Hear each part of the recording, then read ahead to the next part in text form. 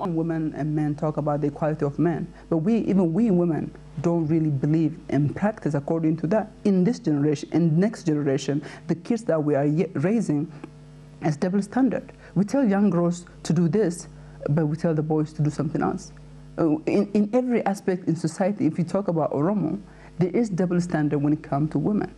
But we don't like to admit. We like to say, oh my God, I give my daughter and son. No, we don't. But the moment you suck out that confidence from women at the young age, for the rest of her life, she's going to struggle trying to earn that confidence. And what killed us, the community, the society, have sucked the confidence that we as a woman, that we are a producer, that we are a leader, that we should do whatever, and that nothing is beyond our reach. But the way we are taught, everything is beyond our reach, and we should ask for men.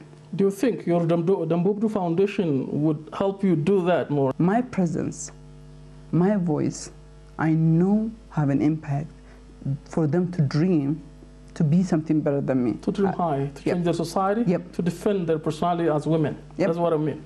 To have that little confidence, just tiny confidence that she will graduate from that elementary school, that she will go on to go to high school and go on to be twice as better than me. So I know it does have an impact, and many women do write to me. Many young girls write to me. It's like, oh, I would love you this and would love you that. And they tell me their problems. This happened to me and that happened to me. It kills me. I can't really do a lot of things, but I know my voice.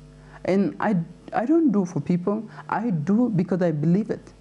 I say things what I say because I know if I don't say it. And the reason I wrote this book, one of the reasons is that it's Oromo, I told you, because nobody knows the word Oromo, so I wanted to educate Oromo. I talk about women, and I talk about the struggle of women, and not just even to the world, to myself. I want to be able to speak out with a straight face, you know, without having to worry that how is that person or this person will perceive me. So that confidence by itself is something that I'm internally educating myself on a daily basis. Confidence is not easy. Half of everything we do depends on confidence, and confidence is something that society sucked out of us at a very young age. Mahatma Gandhi of India said, if you educate a man, you educate only one person. But if you educate a woman, you educate the whole family. Indeed. Do you agree? I mean, I think so. I mean, by nature, women are more catered into community. You know, mother always think for her daughter or her sons before herself. It's a nature, it's I think human nature that women always think about other people before themselves. And I heard that you get many awards, including that of Dr. Martin Luther King Jr. So when I was doing my undergrad, because I was very active in a student organization. And it's still active, of course. Yes, still very active. And I know the Oromo struggle is not only the only thing I do. I do women, I do about African American, and something that I wrote in my book about the struggle African and the African Americans. So yes, I did get a couple of awards, and Martin Luther King Jr. Award, and several others that are listed, and as well as from Oromo community, and from local other organization that I work with the young disadvantaged, that's what they call them, disadvantaged or bad behavior kids in our community. I got that, and then so I don't consider myself to be brilliant by any chance, or that I got those awards. I think it's more about dedication and determination. I was determined to change something. I wanted to change not just Oromo. I wanted to make this world a better place. I didn't want my daughter to suffer, to go through the pains of society as much as I did. I wanted to raise the next generation of free thinkers, that they are capable of doing whatever they want to, that life belongs to them, and for life to be enjoyed. But in our culture, life is to be suffered, you know. They beat you up, to look down, to dress up in this way, to never enjoy, to never even feel beautiful, you know what I'm saying? Like, I wanted my daughter to look at herself and realize how beautiful she is, no matter what she is, you know, like. So it's about confidence, and that's what I think got me here more than anything else. I was never a top student. I was just an average student. Before I knew Sena Jimjimo as an author, I knew her as a human rights activist. And recently, in 2015 and after that, our HR 128 resolution that imposes sanctions and whatever on the government of Ethiopia. You were on the front line, that you were challenging the Congress, you were talking to the senators and challenging them. What does that mean for you, and why did you do that? So, HR 128, one of the things that I'm very popular about, a lot of people know me like, oh, it's HR 128. So yeah, it's like maybe I'll change my name to HR 128. Including myself, as a nickname. Right, as a nickname. It's true. It's like, it's here, everybody knows me as HR 128. You know, I give a lot of my credit for the success of HR 128 in the confidence I earned throughout the years, because to approach these leaders, you know, in Congress, and politicians, business owners, and just people in the position, to approach them, to kind of educate them who the Oromo people are, what I represent, and what I want from them.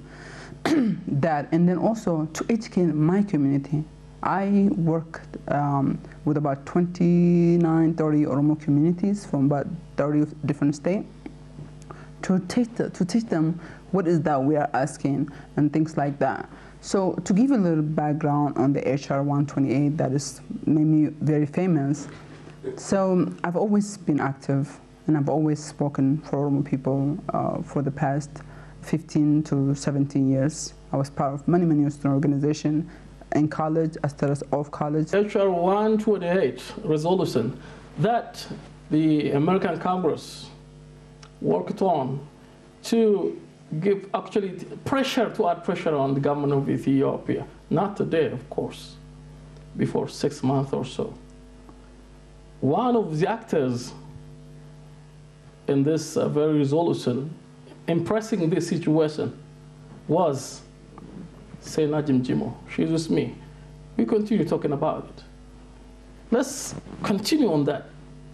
You called together the Oromo communities in different states. By the way, in which state are you living now? Which state are you in? I live in Illinois. I live in Chicago. Illinois? Chicago, yeah. Chicago, home of Obama. Indeed. Good. And also Lincoln, Abraham Lincoln. Yep, Abraham Lincoln, Hillary Clinton's born there. Yeah, well, true.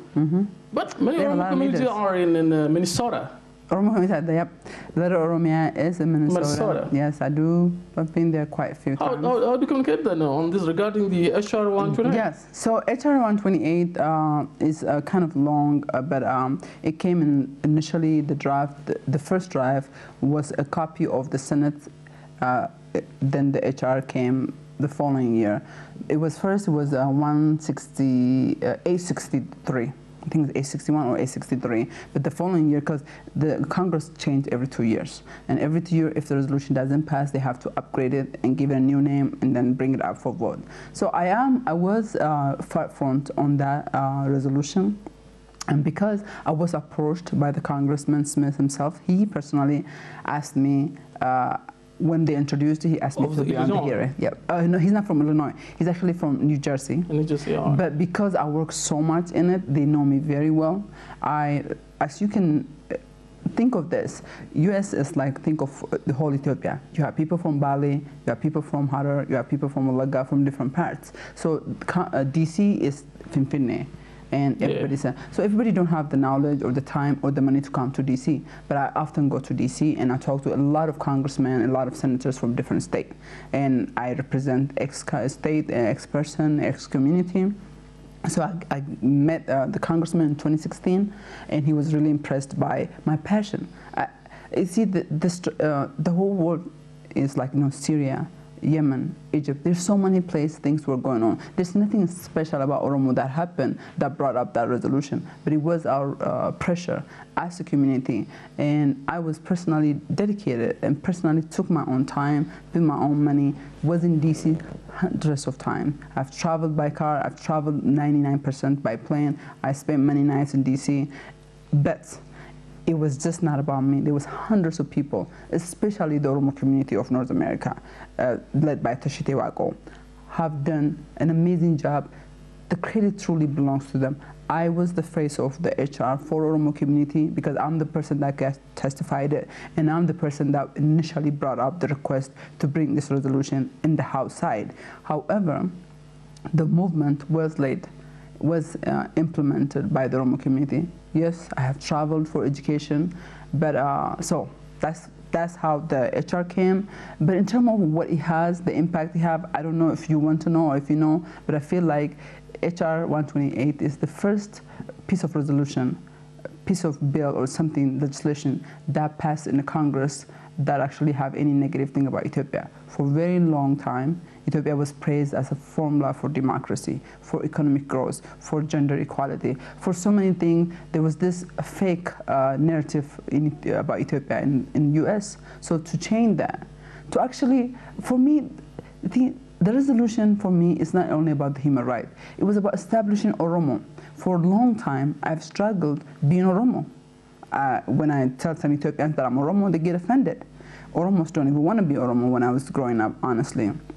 So my mission was to educate these Congress people. There are people called Oromo, and they are 50 million, and they are oppressed, and they are getting killed, and the US is funding them for their killing. So it was about them. I am a taxpayer, and I live in that country.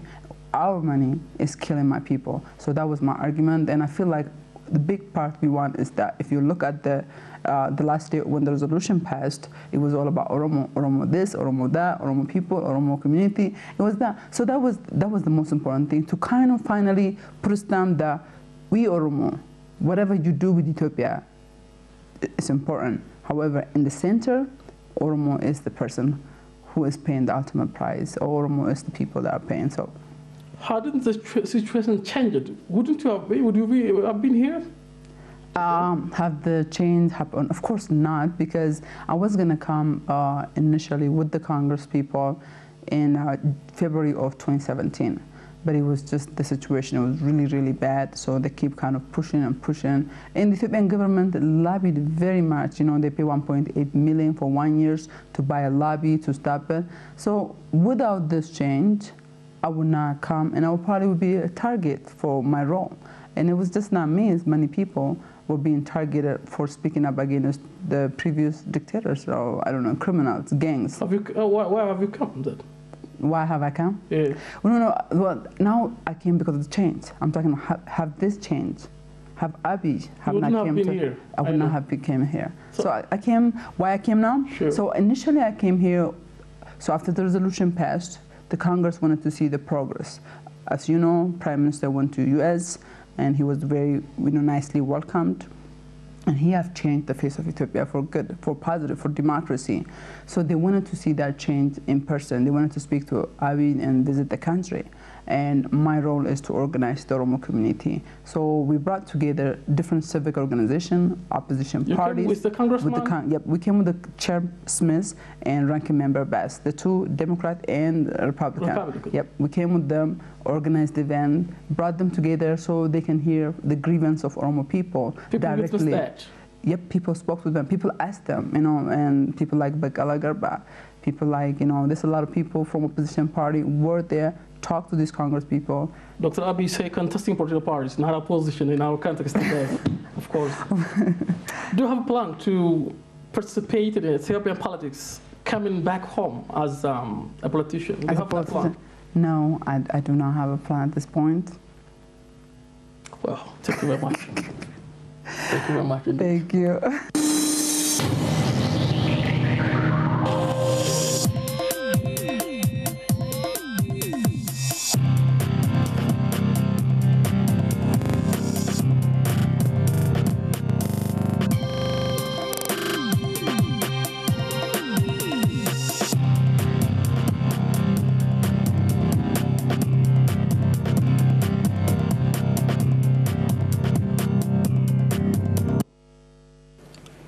وليد ابن جرا خبزمتو داوتو تخينيار